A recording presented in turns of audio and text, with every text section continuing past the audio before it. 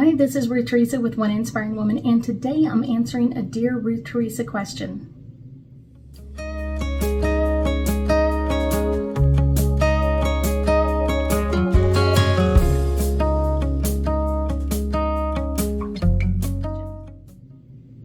That's right, today I'm answering a Dear Ruth Theresa question, and I was kind of give you a little background. I was working with a client whose parents, her mother was narcissistic, and so she was the scapegoat in the family. And so trying to understand this a little bit better for her, I decided to do this video. Not only did we talk about it then, but I wanted to share it with other people as well, because she's not the only one, I'm not the only one, and there's a lot of people that end up in this scapegoat kind of energy with a narcissistic. So really the question is, Dear Ruth Theresa, why do narcissistics require a scapegoat?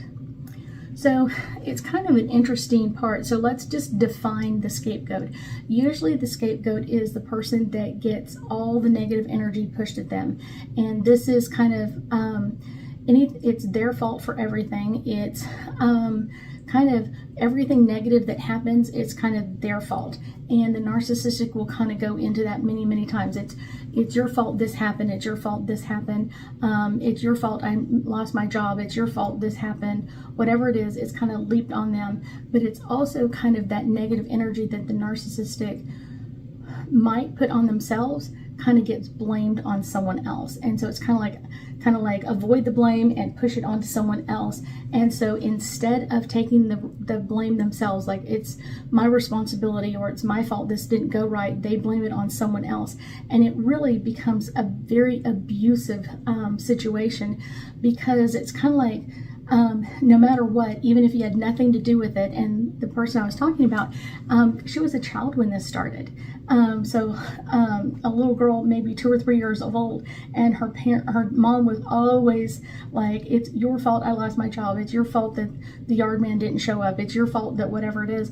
And so she kind of grew up blaming herself for a lot of things that really didn't have anything to do with her. It's like, how would you as a 2-year-old child, why would it be your fault the yard guy didn't show up? Or how would it be your fault at 3 years old that your mom lost her job?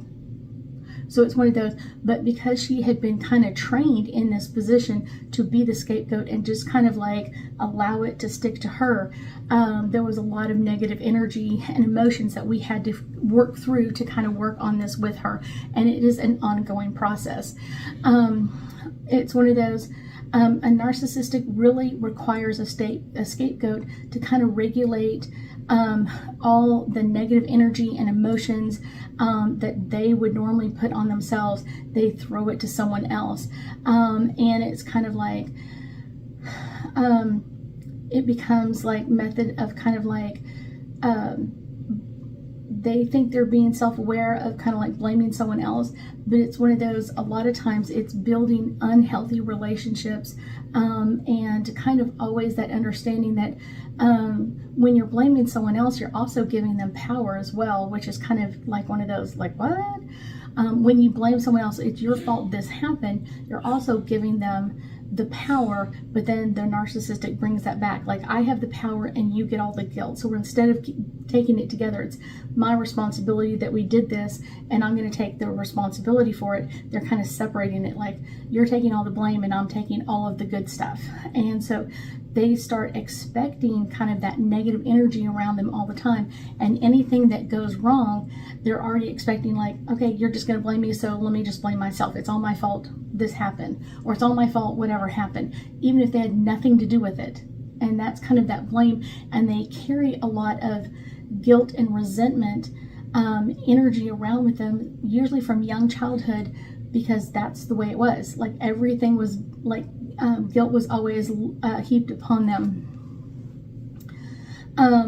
It's one of those, narcissistic personalities and kind of like their negative emotions are really pushed towards someone else, and this is kind of like their self-loathing, like they hate themselves, but they're not going to take that blame, they're going to give it to someone else. It's all your fault, it's your fault that this happened. And so that person can become insecure and vulnerable to kind of everybody in the world because they're so used to taking the blame. It's like, oh, it must be my fault I did this. And they spend kind of like, a lot of them spend most of their lives kind of like falsely identifying of the person that did everything. It's all my fault that this happened. It's all my fault that the volcano erupted, or it's all my fault that this happened, even though they didn't have anything to do with it. Negative emotions can really suppress their psyche, their mental way of dealing with things, and it really rarely goes away because it's kind of like that. You've been trained like this since a young child to kind of deal with it this way. I will say that kind of what the narcissistic does is kind of heap all their hate from themselves onto someone else, and then usually if it's not a physical abuse, it's always that emotional or kind of like that verbal abuse of it's always your fault, it's always your fault that this happened. The scapegoat can end up with very intense negative energy and emotions, and not realizing that it's not them, and it's not anything that everybody else or other people didn't go through as well. That was what my client was saying, like, oh my gosh, other people have dealt with this as well. And I'm like, yeah, other people have dealt with this. You're not the only one. And they were just like, wow. And scapegoats are kind of totally being used by the narcissistic to kind of regulate and suppress their negative emotions, and avoid imploding on themselves. So it's kind of like, let me push everything to them. And then usually that other person is kind of like already trained. Like I said, she was trained as a young child to kind of take on that energy. The scapegoat usually actually is kind of a form of projection. Kind of like the narcissistic is putting all the negative energy there so they get all the positive energy. This can be very bring the family out of sorts. So you may have a child that's a scapegoat, but you may also have a child that's like the golden child. Like whatever they do is perfect. They're perfect, perfect, perfect. They're the perfect student. They're the perfect personality. They're the perfect whatever it is. And it's usually because the golden child has been kind of given all the good stuff, and really will stand up for the narcissistic, where the scapegoat has always been told it's always their fault. This is very unhealthy. It's child abuse in a lot of different ways, and it kind of correlates with kind of like the narcissistic's emotional immaturity and unable to kind of deal with what's happening around them, or inadequacies they find in themselves. I will tell you, really, narcissistics honestly believe that what society values the most are money, sex, and power, and appearances. And so a lot of times you kind of know where this narcissist is because they're always concerned about what everybody else thinks. What does the neighbor think? Or what is the person across the street, or whatever it is? They are always kind of in that energy of wanting more and more and more money, because if you have to come to me to get money, then I'm the one with power. And then power itself, like I want to be the one that's kind of running the family, or kind of running how everything else is working around me. So because they're always pulling in that power energy for themselves, and sometimes it's just one of those, like they're the ones that kind of complain enough where everybody's like, give her whatever she wants, or make her be quiet because this is driving everybody else crazy. And so they win, but they don't win because actually your argument was great, or whatever it is, or you thought of the best idea. They're giving up of just going like, just be quiet and move away. I will tell you that narcissistic people really kind of depend on their scapegoat to be there. And so one of the things that can happen is, as that scapegoat gets older and they get to a certain age, they're kind of like, I'm leaving. I'm not dealing with this. And usually the golden child is like, oh my gosh, why would you leave? This is the perfect place. And not until that scapegoat leaves the family or leaves the situation and some of that negative energy starts being put other places, sometimes even on the golden child at that point. They're like, oh my gosh, I didn't believe any of this, and now I'm like, I see it for myself. And so that can really give the family a different personality. And the client I'm talking about has done that. And her sister, that's the golden child, never thought anything was wrong or ever thought anything was bad in the family, is going, oh my gosh, you've got to come back. And the scapegoat is going,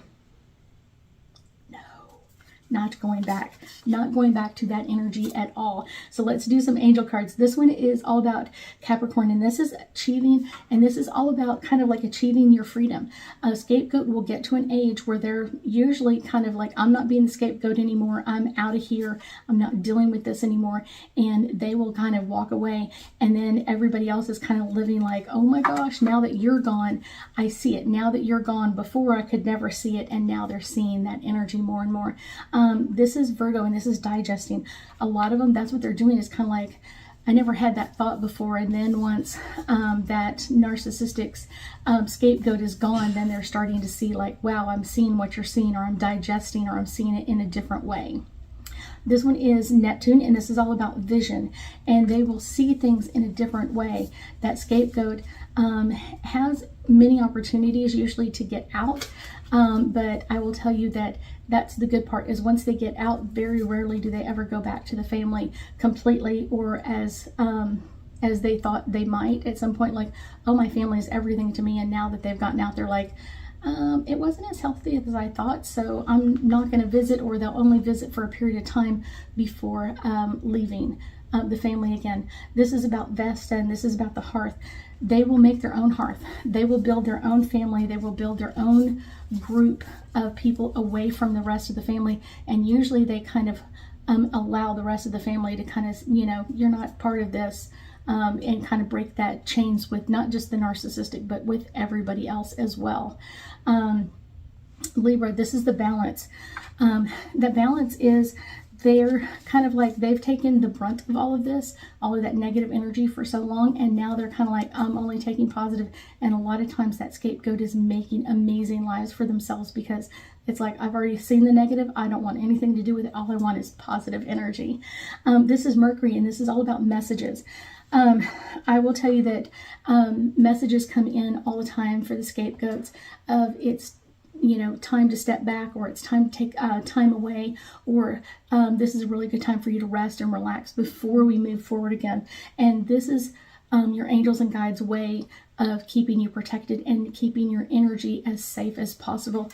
And I guarantee you, they will be encouraging you as whenever you're ready to take a step out on your own freedom. I thank you so much for joining me today, and I know that we'll be talking again soon.